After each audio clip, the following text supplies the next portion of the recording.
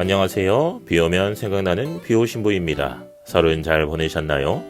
원래 설 때는 가족들을 만나서 함께 맛있는 음식도 먹고 재미난 이야기도 했어야 했는데 다들 그렇게 하지 못했죠? 참 절망적인 추석이었습니다.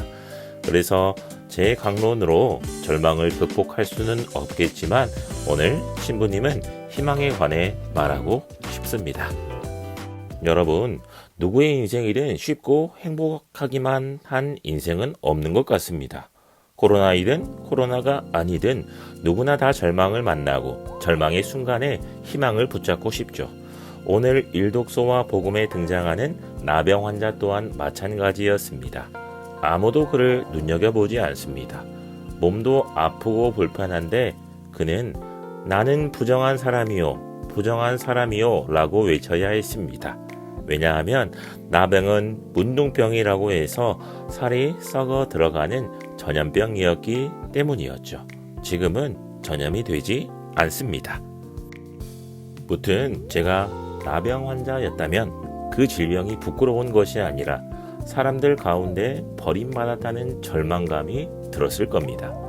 마을 한가운데서 홀로 앉아 마음이 지쳐 기도할 수도 없었을 겁니다. 또한 흐르는 눈물 때문에 따사로운 햇빛을 제대로 볼 수 없을 정도로 희망을 발견하지 못하였을 것입니다. 저는 이때야말로 희망이 필요하다 생각됩니다. 나를 보통 사람처럼 대해줄 사람이 필요합니다. 아집과 편견을 넘어 나의 오그라든 손을 잡아 일으켜 세워줄 이웃이 필요합니다. 아무것도 보이지 않는 이 절망에서 나를 구원해줄 사람이 필요합니다. 오늘 예수님께서 하시는 말씀이 바로 그러한 희망입니다. 내가 하고자 하니 깨끗하게 되어라. 이 말씀을 통해 우리는 하느님이 우리의 희망이시다 라는 것을 알 수 있습니다. 왜냐하면 예수님께서는 희망이 없는 그에게 가엾은 마음을 느끼며 처음으로 그를 알아봐 주셨기 때문입니다. 주님께서는 작고 불행한 그의 아픔을 자신의 아픔처럼 여기면서 깨끗하게 되어라 하고 마음으로부터 그를 치유해 주셨기 때문입니다. 그리고 그분께서는 깨끗해진 것과 관련하여 증거가 되게 하여라 라며 나병 환자에게 모든 것이 되어 주십니다. 우리나라에도 나병 환자들이 모여 살던 곳이 있었는데요. 그중 하나가 바로 소록도 병원입니다. 소록도 모양이 작은 사슴 모양이라 그래서 소록도라고 합니다. 저도 거기서 2012년 8월부터 12월까지 봉사활동을 했습니다. 그리고 오늘 복음에서 나병 환자에게 희망이 되어주신 예수님처럼 소록도에서도 희망이 되어주는 이름을 발견할 수 있었습니다. 소록도에서 희망이 움터나오는 그 이름은 마리안노와 마가렛 할머니입니다. 그분들은 희망을 잃어버린 나병 환자들에게 또 작고 불행한 나환자들에게 희망을 선물해 주셨습니다.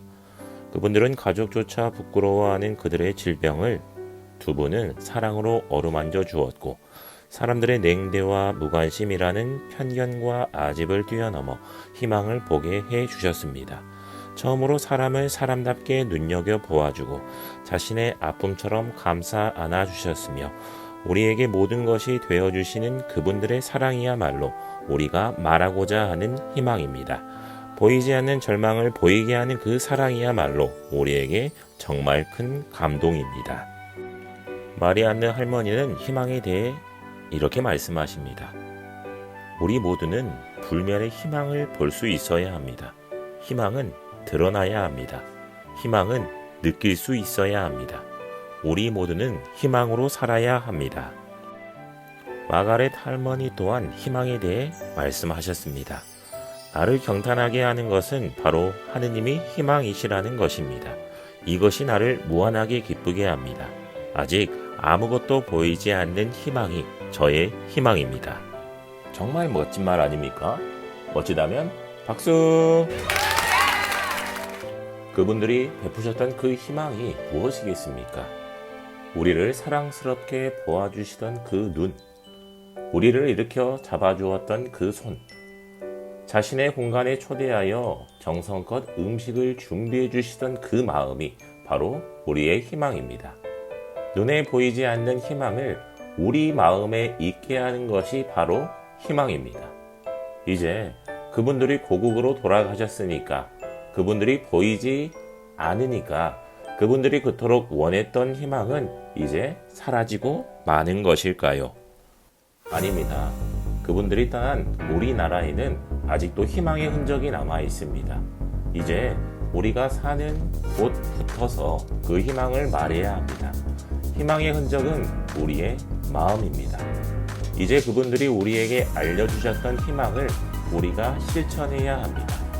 우리가 먼저 손이 오그라든 사람에게 가서 주님, 제가 하고자 합니다 라고 손을 잡아줄 수 있어야 하고, 깨끗하게 되어라 하는 주님의 말씀에 따라 이웃을 따뜻이 눈여겨볼 수 있어야 합니다. 희망은 그 사람의 삶에 공감해 주는 것입니다. 곧 희망은 우리가 기꺼운 마음으로 그의 이웃이 되어주는 것입니다. 그런 희망의 마음이 모일 때 우리가 사는 이곳이 하느님 나라가 될 수 있을 것입니다.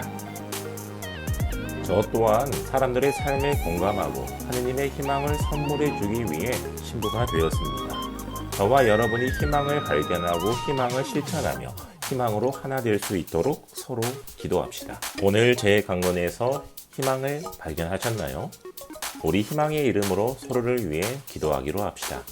희망의 마음으로 서로를 볼 수 있도록 이번 주도 노력했으면 좋겠습니다. 또한 코로나가 좀 풀리면 소록도 병원에 있는 박물관, 검시실, 감금실, 공원, 소록도 성당에 가보는 것도 추천드립니다. 가서 마리안느와 마가렛 할매의 흔적을 보며 희망을 키워보면 좋겠습니다. 오늘 예수님의 이 말씀으로 마무리해 봅니다. 예수님께서 우리에게 말씀하셨다. 내가 하고자 한다. 그러니 너희는 깨끗하다.